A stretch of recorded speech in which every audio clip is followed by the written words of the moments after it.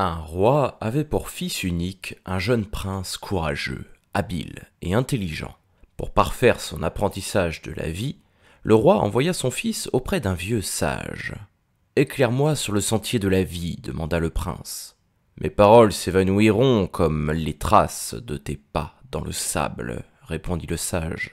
Cependant, je veux bien te donner quelques indications. Sur ta route, tu trouveras 3 portes.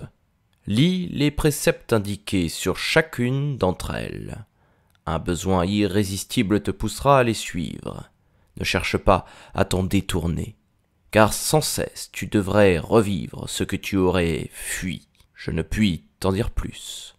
Suis cette route droit devant toi. » Le vieux sage disparut et le prince s'engagea sur le chemin de la vie. Il se trouva bientôt face à une grande porte sur laquelle on pouvait lire « Change le monde ». C'était bien là mon attention, pensa le prince, car si certaines choses me plaisent dans ce monde, d'autres ne me conviennent pas. Et il entama son premier combat. Son idéal, sa fougue et sa vigueur le poussèrent à se confronter au monde, à entreprendre, à conquérir, à modeler la réalité selon son désir. Il y trouva le plaisir et l'ivresse du conquérant, mais pas l'apaisement du cœur. Il réussit à changer certaines choses, mais beaucoup d'autres lui résistèrent. Bien des années passèrent. Un jour, il rencontra le vieux sage qui lui demanda « Qu'as-tu appris sur le chemin ?»« J'ai appris, répondit le prince, à discerner ce qui est en mon pouvoir et ce qui m'échappe, ce qui dépend de moi et ce qui n'en dépend pas. »« C'est bien, dit le vieil homme.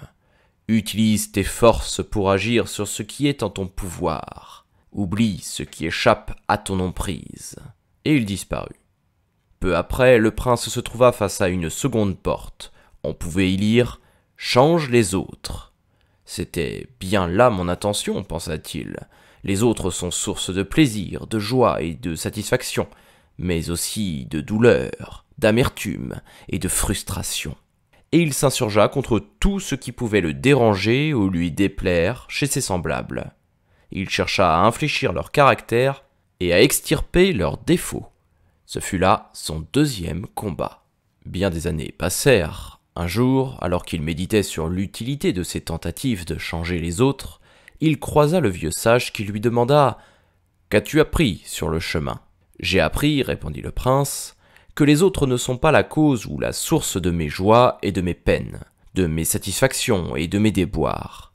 Ils n'en sont que le révélateur ou l'occasion.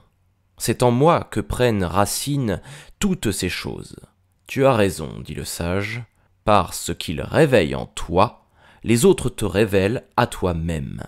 Sois reconnaissant envers ceux qui font vibrer en toi joie et plaisir, mais sois-le aussi envers ceux qui font naître en toi souffrance ou frustration, car à travers eux, la vie t'enseigne ce qui te reste à apprendre et le chemin que tu dois encore parcourir. » Et le vieil homme disparut. Peu après, le prince arriva devant une porte où figuraient ces mots « Change-toi toi-même. » Si je suis moi-même la cause de mes problèmes, c'est bien ce qui me reste à faire, se dit-il. Et il entama son troisième combat. Il chercha à infléchir son caractère, à combattre ses imperfections, à changer tout ce qui ne lui plaisait pas en lui, tout ce qui ne correspondait pas à son idéal. Après bien des années de ce combat où il connut quelques succès, mais aussi des échecs et des résistances, le prince rencontra le sage qui lui demanda « Qu'as-tu appris sur le chemin ?»« J'ai appris, répondit-il, qu'il y a en nous des choses qu'on peut améliorer, d'autres qui nous résistent et qu'on n'arrive pas à briser. »« C'est bien, dit le sage. »« Oui, poursuivit le prince, mais je commence à être las de me battre contre tout, contre tous, contre moi-même. Cela ne finira-t-il donc jamais? Quand trouverai-je le repos ? J'ai envie de cesser le combat, de renoncer, de tout abandonner, de lâcher prise. »« C'est justement ton prochain apprentissage, dit le vieux sage. Mais avant d'aller plus loin, retourne-toi et contemple le chemin parcouru. » Puis il disparut. Regardant en arrière, le prince vit dans le lointain la troisième porte et s'aperçut qu'elle portait sur sa face arrière une inscription qui disait « Accepte-toi toi-même ». Le prince s'étonna de ne point avoir vu cette inscription lorsqu'il avait franchi la porte la première fois, dans l'autre sens. Il vit aussi, gisant sur le sol, éparpillé autour de lui, tout ce qu'il avait rejeté et combattu en lui, ses défauts, ses ombres, ses peurs, ses limites, tous ces vieux démons. Il apprit alors à les reconnaître, à les accepter, à les aimer. Il apprit à s'aimer lui-même sans plus se comparer, se juger et se blâmer. Il rencontra le vieux sage qui lui demanda « Qu'as-tu appris sur le chemin ?» « J'ai appris, répondit le prince, que détester ou refuser une partie de moi, c'est me condamner à ne jamais être d'accord avec moi-même.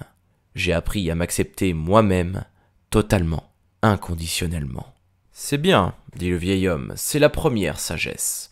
Maintenant tu peux repasser la troisième porte. » À peine arrivé de l'autre côté, le prince aperçut au loin la face arrière de la seconde porte et il lut « Accepte les autres ». Tout autour de lui, il reconnut les personnes qu'il avait côtoyées dans sa vie, celles qu'il avait aimées comme celles qu'il avait détestées, celles qu'il avait soutenues et celles qu'il avait combattues. Mais à sa grande surprise, il était maintenant incapable de voir leurs imperfections, leurs défauts, ce qui autrefois l'avait tellement gêné et contre quoi il s'était battu. Il rencontra à nouveau le vieux sage qui demanda « Qu'as-tu appris sur le chemin ?» « J'ai appris, répondit le prince, qu'en étant en accord avec moi-même, je n'avais plus rien à reprocher aux autres, plus rien à craindre d'eux. J'ai appris à accepter et à aimer les autres totalement, inconditionnellement. C'est bien, dit le vieux sage, c'est la seconde sagesse. Tu peux franchir à nouveau la deuxième porte. » Arrivé de l'autre côté, le prince aperçut la face arrière de la première porte et il lut « Accepte le monde ». Curieux, se dit-il, que je n'ai pas vu cette inscription la première fois. Il regarda autour de lui et reconnut ce monde qu'il avait cherché à conquérir, à transformer, à changer. Il fut frappé par l'éclat et la beauté de toutes choses, par leur perfection. C'était pourtant le même monde qu'autrefois. Était-ce le monde qui avait changé ou son regard ? Il croisa le vieux sage qui lui demanda « Qu'as-tu appris sur le chemin ?» « J'ai appris, dit le prince, que le monde est le miroir de mon âme, que mon âme ne voit pas le monde, elle se voit dans le monde. Quand elle est enjouée, le monde lui semble gai. Quand elle est accablée, le monde lui semble triste. Le monde, lui, n'est ni triste, ni gai. Il est là, il existe, c'est tout. Ce n'était pas le monde qui me troublait, mais l'idée que je m'en faisais. J'ai appris à l'accepter sans le juger, totalement, inconditionnellement. C'est la troisième sagesse, dit le vieil homme. Te voilà à présent en accord avec toi-même, avec les autres et avec le monde. Un profond sentiment de paix, de sérénité, de plénitude envahit le prince. Le silence l'habita. Tu es prêt maintenant à franchir le dernier seuil, dit le sage, celui du passage du silence de la plénitude à la plénitude du silence. Et le vieil homme disparut.